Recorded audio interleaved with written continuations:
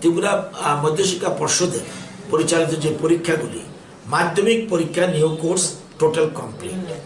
মাধ্যমিকের ওল্ড কোর্সের কিছু মাদ্রাসার কিছু পরীক্ষা সামান্য বাকি আছে, আর উচ্চতর মাধ্যমিক যেটা হায়ার সেকেন্ডারি যেটা বলে সেটা অর্ধেক হয়েছে, অর্ধেক বাকি রয়েছে। তো আমরা চিন্তা করছি, কালকে একটু আলোচনা করেছি মধ্যশিক্ষা পর্ষদের সভাপতি, সেক্রেটারি বা আমরা রয়েছে আমাদের শিক্ষা দপ্তরের সচিব, ডাইরেক্টর, তারা ছিল। আমরা চিন্তা করেছি যে উত্তর পত্রগুলিকে যে বিভিন্ন জায়গায় যারা কাস্টোডিয়ান আছে তাদের কাছে রয়ে গেছে, এগুলিকে আনার চেষ্টা করছি।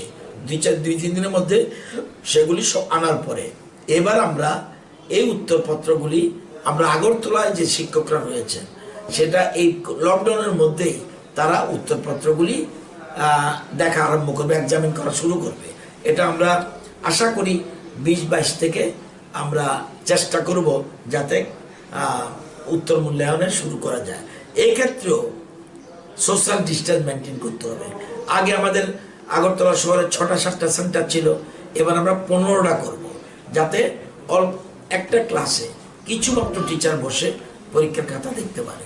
তাদের ক্ষেত্রে যদি অসুবিধা হয়, তাদের যদি ভেহিকেল না থাকে, তাদের যদি বাইক না থাকে, তাদেরকে যেহেতু আগরতলা পেরিফেরি, সেই জন্য আমরা টিআরটিসির মাধ্যমে আমরা পাসের ব্যবস্থা করব যাতে তারা মুভ করতে পারে। কিন্তু সেক্ষেত্রে সবটাই সোশ্যাল ডিস্টেন্স মানে আমরা কিছুটা এগিয়ে রাখলাম। তারপরে যখন লকডাউন উঠবে তখন উচ্চ মাধ্যমিকের যে বাকি পরীক্ষা এবং ওল্ড কোর্সের যে বাকি পরীক্ষা সেটা আমরা করাবো।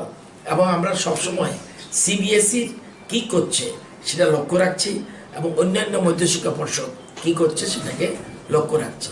উত্তর পত্রের মূল্যায়ন আমরা এর মধ্যেই